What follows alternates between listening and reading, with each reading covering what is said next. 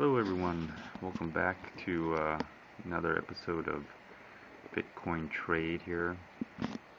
So in this episode, got a lot of good stuff here. This is some very high quality, pure video here that you're gonna get. So a couple things I guess I could talk about. I'm going to start off with some news that came out, and then I'm going to start off, let me see, news, chart, some chart, some current events, and then I saved the best for last is the crazy theory at the end. So stay with me on this. It's I don't know how long it's going to be, but I think you're going to really enjoy this episode. This is probably one of the more enjoyable episodes here. So you get a little bit of everything. All right, you get some news, you get some current events, you get chart analysis, and then you get a little crazy theory. So, or I'll call it that, crazy theory, but I don't think it's crazy theory at all. But anyways, let's start off with some news here.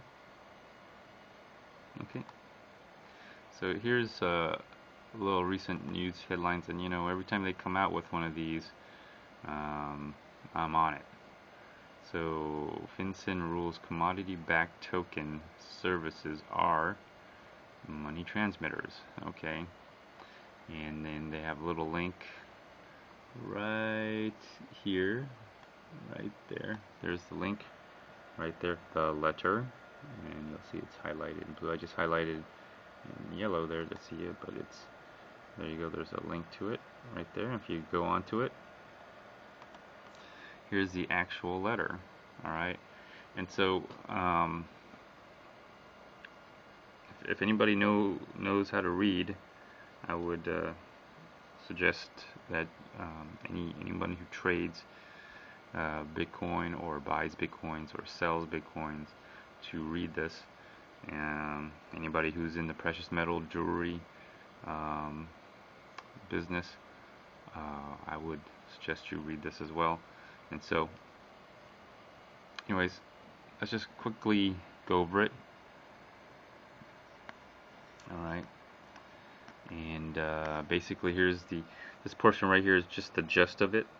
It says, you state in your letter that the company engages in 3 complementary but distinct types of activities. All right, so whoever the company is, they wrote a letter, and basically the company provides internet-based brokerage service between buyers and sellers of precious metals. Buyers pay sellers directly by check, wire, transfer, or Bitcoin. Okay, so I think this part right here, not so much money transmitter kind of stuff. B and C maybe. Let me see here. A company buys and sells precious metals on its own account. That by itself, not really money transmitter, but definitely C. And you got to keep in mind that this is a let me see, precious metals, precious stones, or jewelry dealer or broker. And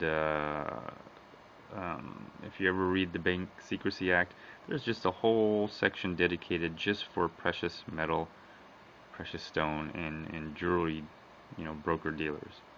So they kind of do fall under some type of the Bank Secrecy Act there. And so I don't know if you could say Bitcoin is a precious metal, precious stone, or jewelry. I don't think so, because Bitcoins don't exist. Okay, they're if they do exist, it's in a form of nothing. And so buying and selling nothing, I don't care how precious nothing is, it's still nothing. So anyways, let's continue here. And so this is the part that probably really definitely would make him a money transmitter here.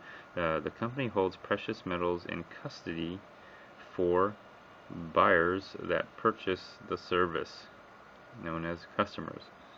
Opening a digital wallet for the customer and issuing a digital proof of custody, a digital certificate that can be linked to the customer's wallet on the Bitcoin blockchain ledger.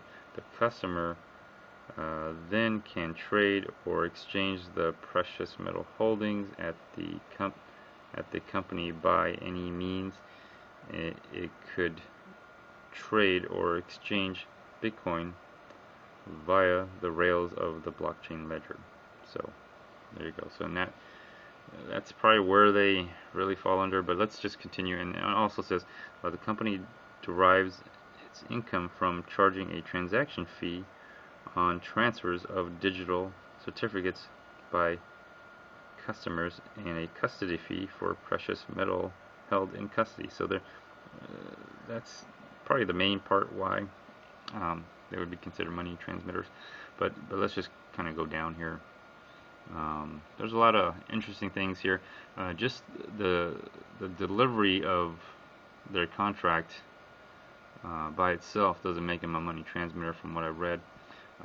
But the holding and the custody part of it probably makes them a money transmitter according to what's written here. And so a lot of other mumbo jumbo.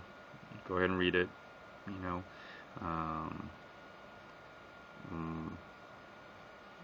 more mumbo jumbo stuff.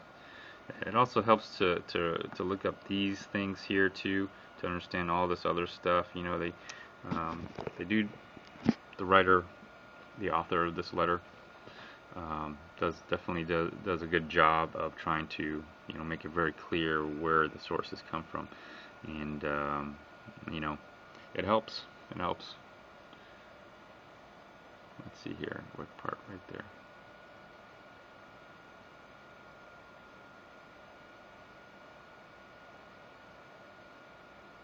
Alright.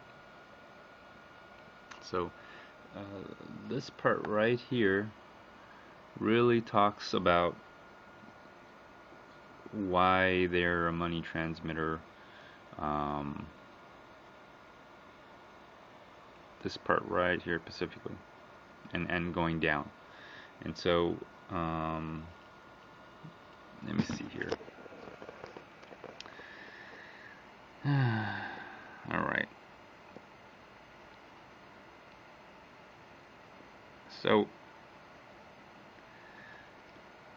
So basically, when you look at this, it says here, the guidance describes 3 common business models, types of activity to illustrate the application of money transmission. The first type of activity involves electronic trading in e-currencies or e-precious metals.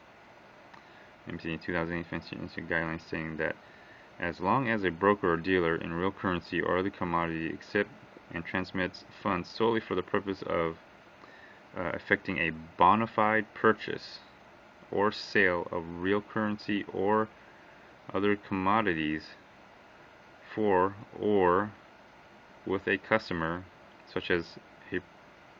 such person is not acting as a money transmitter under the regulation. So that's kind of what I mentioned. So the acceptance and transmitting of funds to basically transact in a bona fide purchase or sale, right? So basically, at that point, they're just users for the most part.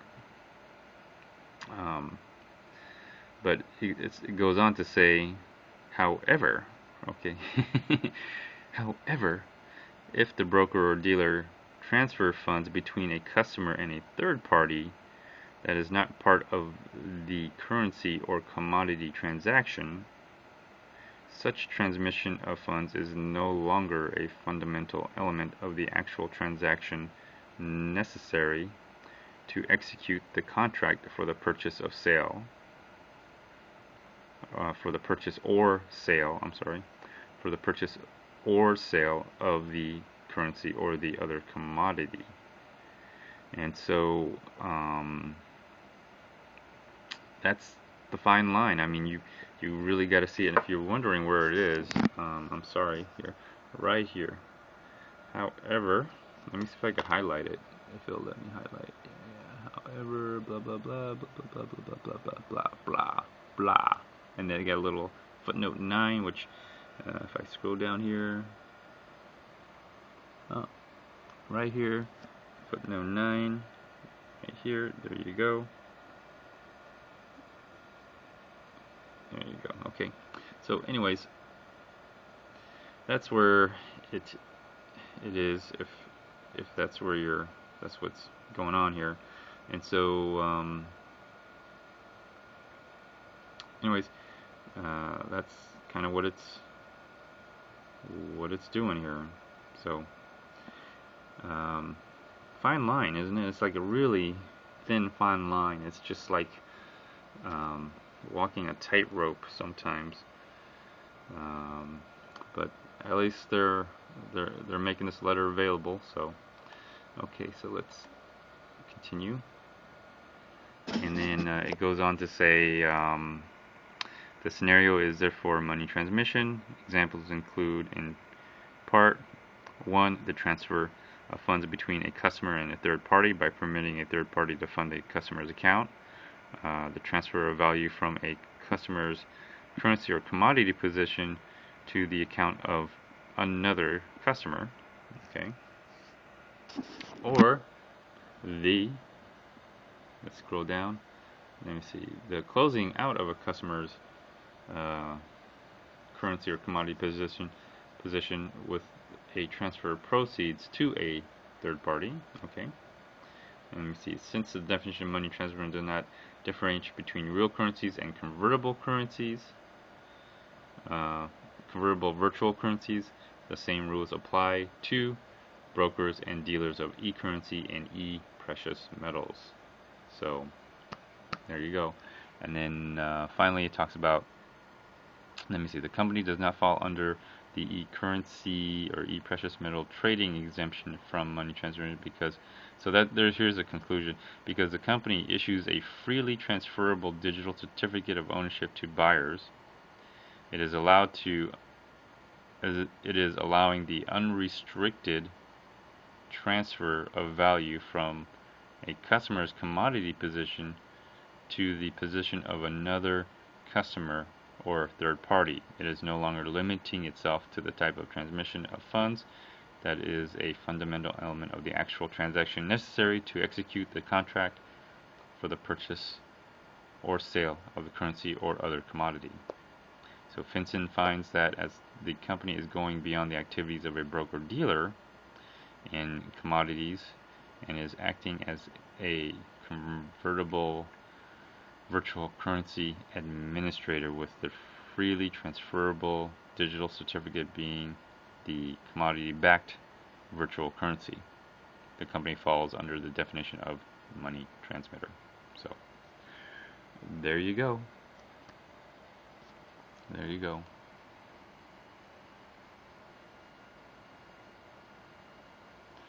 So it's a fine line, isn't it? It's just like a really fine line there. You can, from what I'm seeing, is basically, I guess there's this whole another section right here that I guess people should also read, and there's just like a whole section of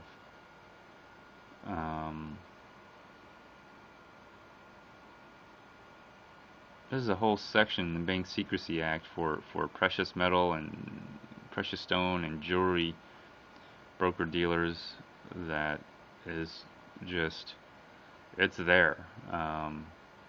So anyways, I guess this particular company, whatever whatever they're using, whatever, I guess they're using the blockchain technology to transmit whatever virtual currency that's backed by precious metal or a commodity. So I guess that's the conclusion, is that because they're doing that and it's freely being the virtual currency that's backed by the precious metal, stone, or jewelry, is being freely moved around, and the way this company operates makes them a money transmitter. So, but how does that relate to me? And well, there's just more stuff, more stuff they talk about. So, anyways, read it for yourself. Try to understand it. As far as I'm concerned, what I've learned from this is basically that when you're doing the transaction, and the transaction itself is for the purpose of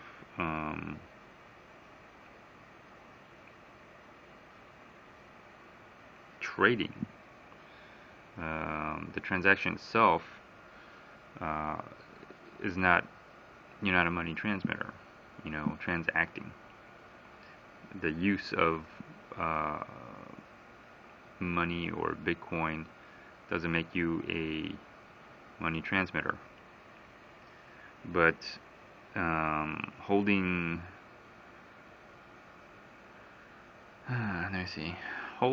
other people's funds and then having it freely go somewhere, it's a really thin line. It's a really fine line, isn't it? It's literally walking a tightrope. It's a very thin tightrope at best, and if you're not too careful on how you do things, I mean, you can definitely fall into the trap, into the net, the drag net. So, doing your own escrow is okay. Having a multi-sig wallet is okay. It's just the way you do it and how you do it makes the difference between being a money transmitter and being a user. And so very fine line, and I hope that some of you read this, get a better understanding. And so what I got out of it was that you can open a wallet, invite someone to share in that wallet for the purposes of completing a transaction. And if it's for that purpose only, because you're just transferring, you're sending Bitcoins into it, and you're not releasing it, right, until the terms and conditions of your trade has been satisfied. And then after that point, even though it's a shared wallet, technically it's not your Bitcoin anymore. Once the terms have been met, you can just release the Bitcoin. And then some of the more newer wallets out there allow you to send Bitcoin to a particular address key. So if you want to really make sure, I guess you can set what they call a whitelist. Basically a particular address key where the invited user of the shared wallet can only send to a particular wallet. It's important because I guess that's an added step on some of these wallets. Then again, once the transaction is complete, it's not even your Bitcoin anymore, so it doesn't really matter. You're just sharing the wallet together, as a form of escrow, which setting up a wallet for the purpose of escrow is um, not money transmission at all either. So once that's done, the invited user, since it's a shared wallet, can typically send their bitcoins anywhere they want at that point. Um, at that point, it's their Bitcoin, and it's also a shared wallet, so it's also their wallet as well. And after that, they could send it anywhere. But if you want to be really safe about it, you can whitelist a certain address key so that the invited user can basically send to a particular wallet, and typically it'd be their wallet outside of the shared wallet. But it doesn't seem like doing it that way would make anyone a money transmitter.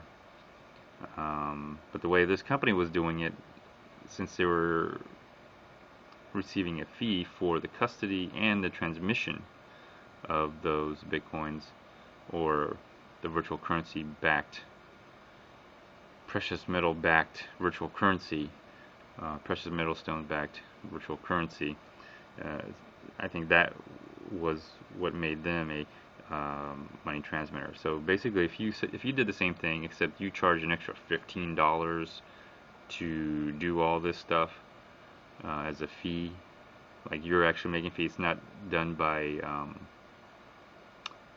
a third-party escrow company or a third-party agent, basically. How can I say this? Acting as an escrow, a third-party escrow, then yeah, you probably be a money transmitter by then. But so, like I said, it's a fine line. I mean, it's like walking a tightrope, and if you're not careful, you can fall. And Sinfin, not Sinfin, but Finston is right there to catch you if you fall. The dragnet's right there to catch you if you fall. So, knowledge is power, and knowing is half the battle. I don't know if everybody. The more you know, dun dun dun. Anyways, so this part of the episode, I'm talking about this. Now let's go on to the chart analysis here. All right, so chart analysis time. All right. So, I drew a line right there, and there seems to be a channel forming, and you could probably see the channel if I put this out here like that. You kind of see the channel forming. You could say it could be like this, but right now it seems to be kind of like just kind of right around here. So the channel, you see a little channel forming here, and of course I would expect that because I see this as 1, 2, and then first wave. So this is the wave I see, the wave 1, 2, and then hopefully when it breaks out of here, so basically when it breaks out of this channel resistance, and then these two averages also start turning up, that you'll get the third wave coming up. I'm hoping anyway. So my target purchase was about 260, which I've been buying off and on here. Hold on here, there we go. So I've been buying off and on around above. It didn't hit my stop, and I've been buying a little bit above 260. It went down a little bit further, down to around 2. This is Bitphoenix on a 12-hour chart. So, but it did hit to a recent low on an hourly of 256, and so now we're below the 260, and I've definitely been getting the bitcoins at the price that I originally wanted, around actually below 260. So it did go below 260. So it actually did go at the price that I want it to be at, and because of that, I actually did also purchase Bitcoins just on that. So, but there's a lot of, okay, this is a little bit of news part, a little bit of chart analysis I'm gonna put together. This whole forking thing with the block size, has that affected the price? I think it might have. I think a lot of miners out there who are getting Bitcoins, and the issue of this forking, they're all panicking. I think they're really dumping the Bitcoins on the exchanges because they want to make sure they're getting their money's worth on the Bitcoin, and because if this fork does happen, some of the miners,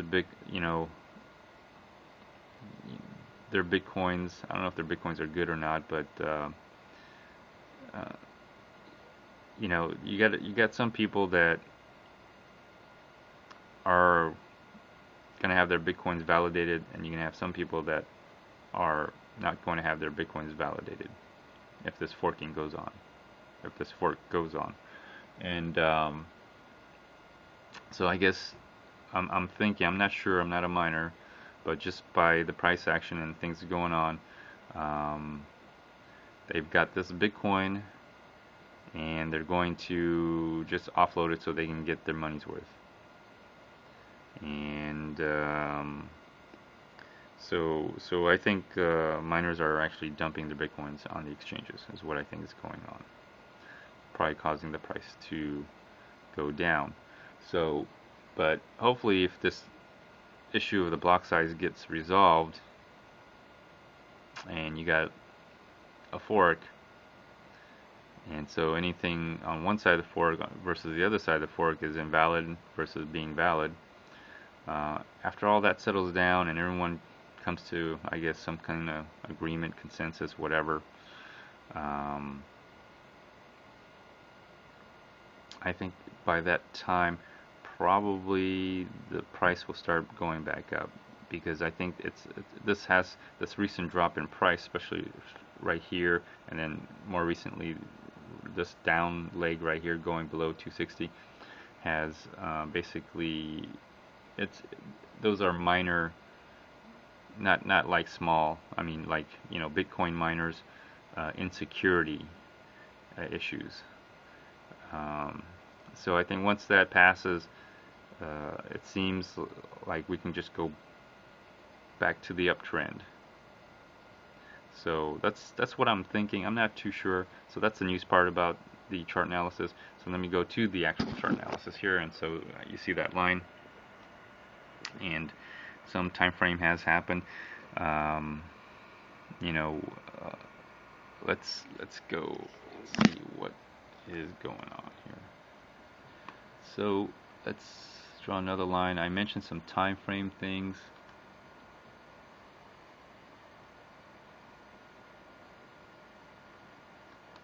Right here. What I say was 15th.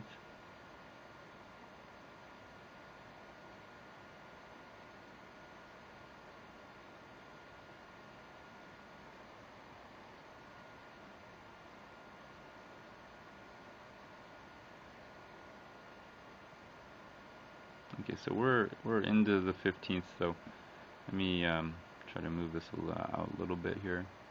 So I'll try to make some lines and see if anything I said ever made any sense.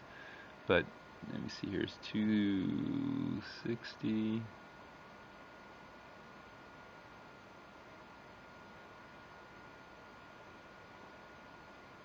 Okay. So my target was about 260, which is right about here.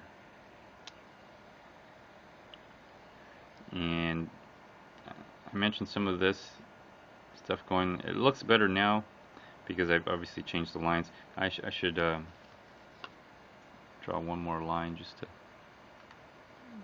get this going here. So I'm going to draw several lines here, different scenarios. There we go. Okay. Now I'm going to draw a little horizontal line here.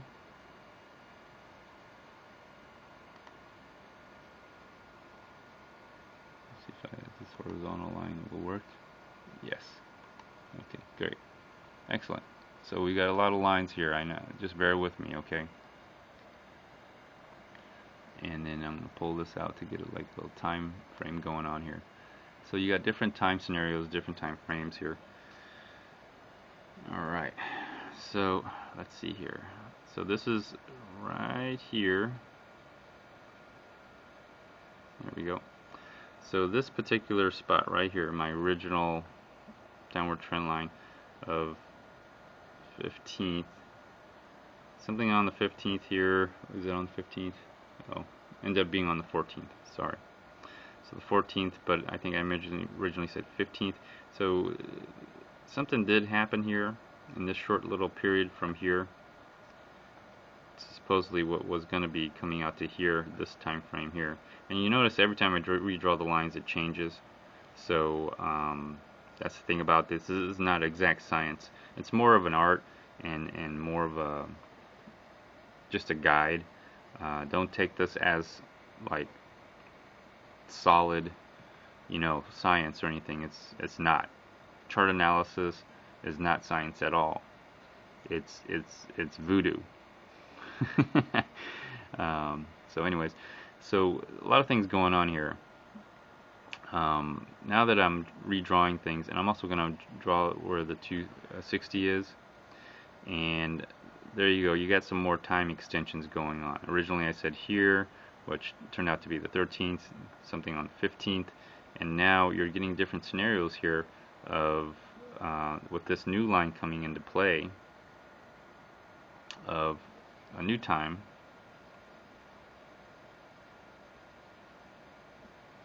of the 21st. So somewhere between this time frame, we'll see if anything happens here. It's not too bad. We're very close. So I'm going to be anticipating some movement for the 21st, either more going down or a breaking out through here. Then after that, another time frame to look out to is this particular time frame right here, which goes on the 60, and this is the, let me see, it says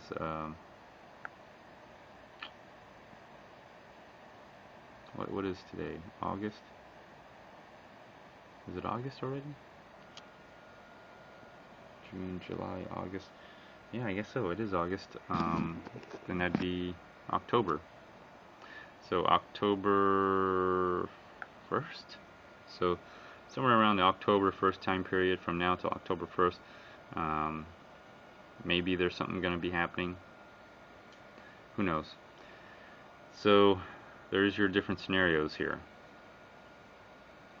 Anyways, right now I'm gonna just look at this particular channel right here, this little small channel. If I drew another line, there'd be a channel right there. And so we'll see how much it bounces here on the 260 line, and see if it breaks out and maybe touch this original resistance that I had set up. So there's some chance here that it could move out. In either case, as time goes on, you know, it's really gonna have to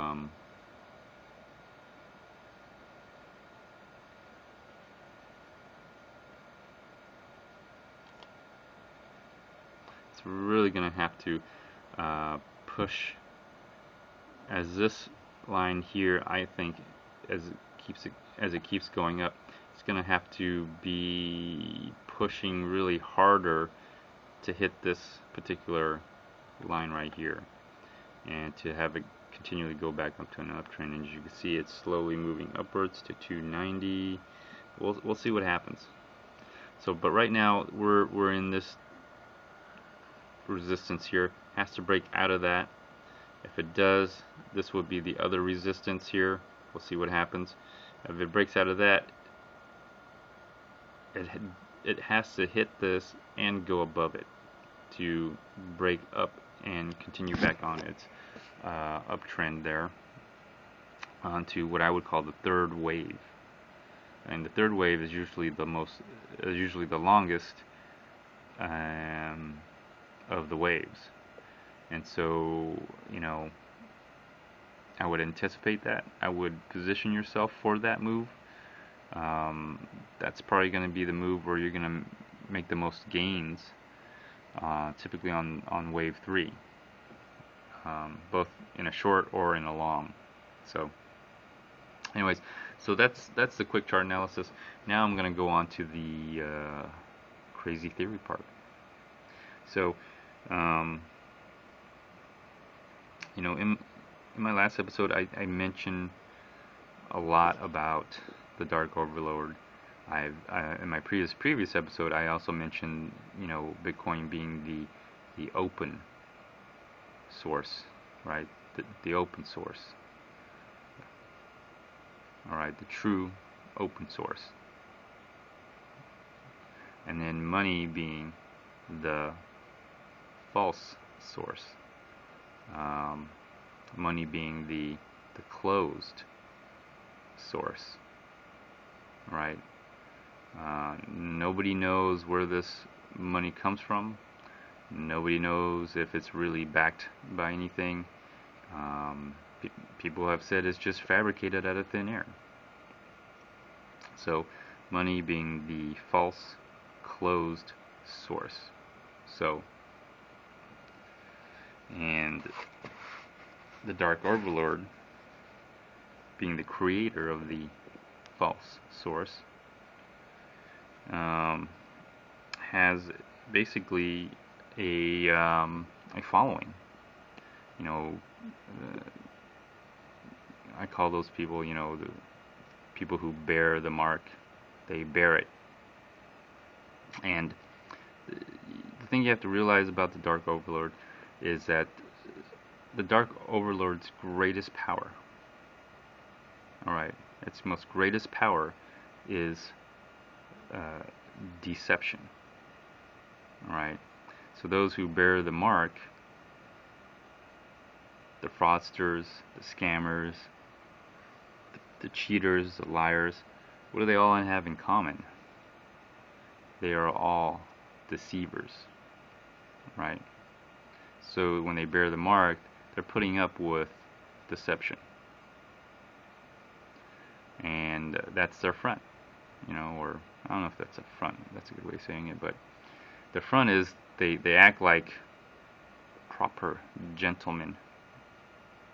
They dress really nice, they look very convincing, they're very elegant, sometimes they're very charming as well. But when you realize that they're perpetuating a deception, they bear the mark. And for bearing the mark and worship of the false source and following the Dark Overlord, they receive their cut of the money. And so, anyways, this false source, right, that's closed, it's not transparent. Nobody knows what the hell's going on in there. Is it backed? Probably not. What's the real numbers? What's the real deal? Well, it's closed. And so there's a group of persons, and when I say persons, I'm talking about beings, people, corporations, LLC, entities that they follow the Dark Overlord. They worship the false source. I call these people the inner circle. Okay, they're the inner circle, and their job is to protect the truth. Now I know what I'm saying sounds kind of weird. Their job is to protect the truth. The truth is that there's really nothing behind the false source. Alright, it's all fabricated. It's a lie. It's all deception. So their job is to protect the truth from you. That's why they're called the inner circle. They form a circle around the false source, right? And it's not really their fault, because remember, the Dark Overlord's greatest power is deception. And so I'm sure the people of the inner circle, they believe what they're doing is right. Matter of fact, they strongly believe it. They think what they're doing is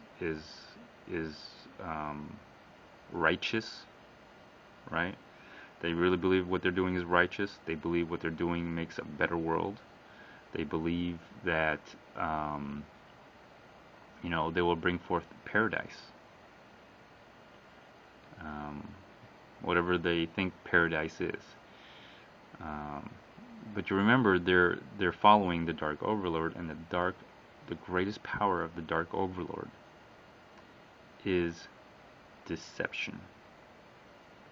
And so, they've been deceived. The inner circle have been deceived as well. So it's not really their fault, but at the same time, I do believe there are a few of the people or persons in the inner circle who know about the deception, and they're being, again, promised.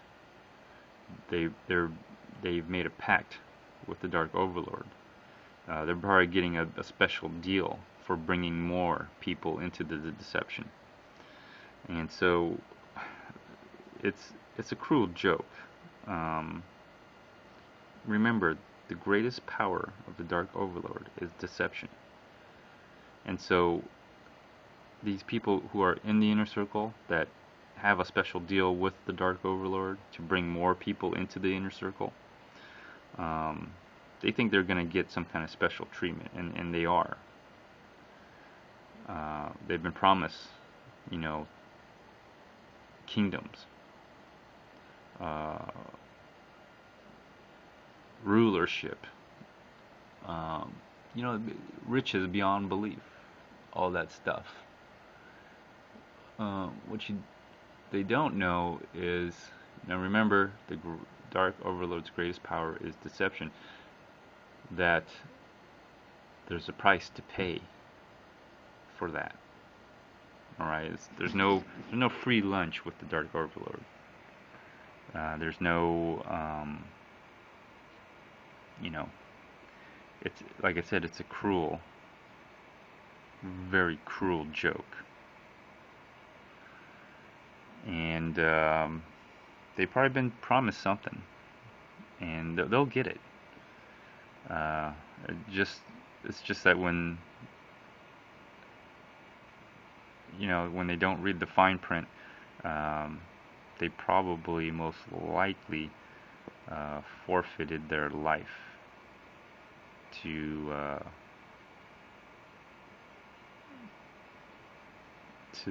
be a king or queen or whatever the special deal that they think they're going to get. So,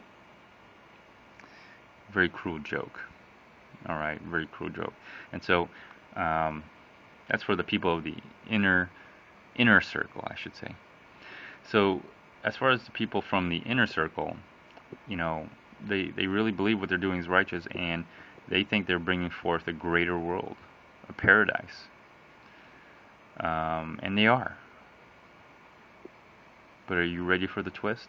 Here's the twist. Paradise, they've all been promised like a better world or paradise by the Dark Overlord. What they don't know is, now remember, the greatest power of the Dark Overlord is deception. So, paradise for the Dark Overlord is death. That's paradise for the Dark Overlord. I'm sure that, the Dark Overlord didn't mention that. Probably not. But the Dark Overlord's greatest power is deception. And so, these people of the inner circle, they really believe they're bringing forth a better world or paradise. What they don't know is that the greater world, the paradise which they're bringing forth along with the you know, helping the Dark Overlord is death, destruction, the end of the world. And they don't really know. I wouldn't expect them to know. I mean, they've been lied to themselves. They've been deceived. They've been promised paradise.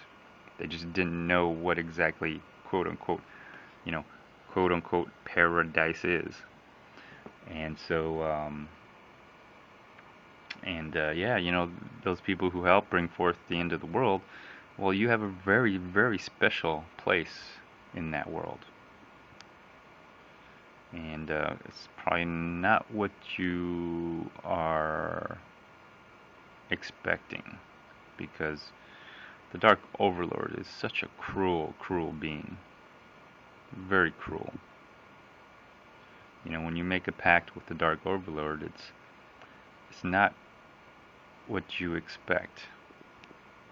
I mean, definitely fulfills on the promise. But the price you have to pay, for me anyway, is not worth it. So anyways, well, I hate to spoil it for you people in the inner circle, but if you're watching, hopefully you're screwed either way. I mean, if you ever leave, a hit would be put on your life by the Dark Overlord, so you're pretty much screwed. There's nothing you can do, really. The only thing you can do is you can, in secret, with anonymity, work against everything the Dark Overlord is doing. That's probably the best thing you can do while keeping yourself alive. That's just my opinion, though. I don't, you don't have to do anything really. I know you've been all tricked into doing this, conned, deceived, led astray. So, anyways, there's the end of that crazy episode. I don't want to make this video too long. As you see, the price is starting to decline here. We'll see how it goes. Is the price going to fall? It might. I mean, the whole thing of this consensus with the block size, I think that's been a factor. I think there's a lot of minor, Bitcoin minor insecurities going on. So, in a time of turbulence, that's when your, resolve is probably put to the test at most. And for me, this is going to shake off the believers and the non-believers, and hopefully the believers will be rewarded. And so the non-believers just, they always abandon shit for a sign of trouble anyway. So you don't really want them around, because whenever you need them the most, most of the time they're not there.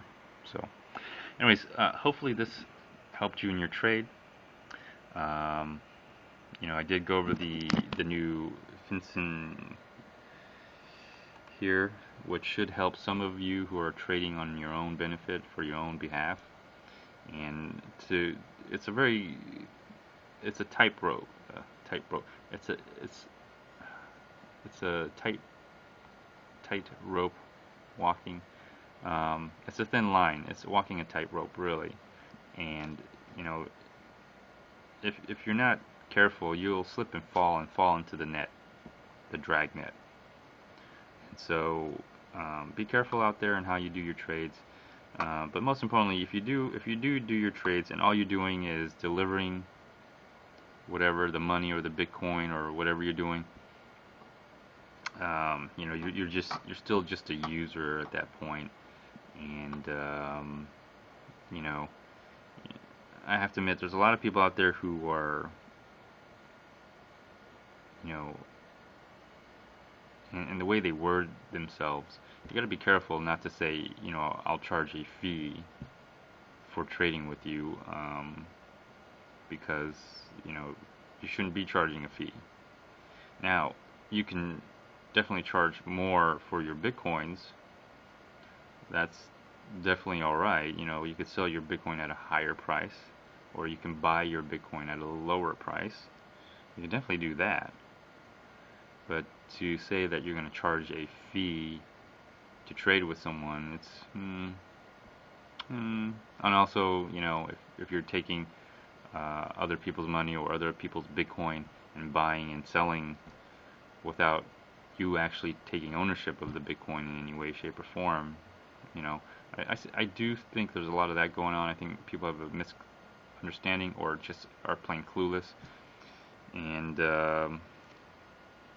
they should be educated at least, or be informed, and hopefully this informs you all to be more cognizant.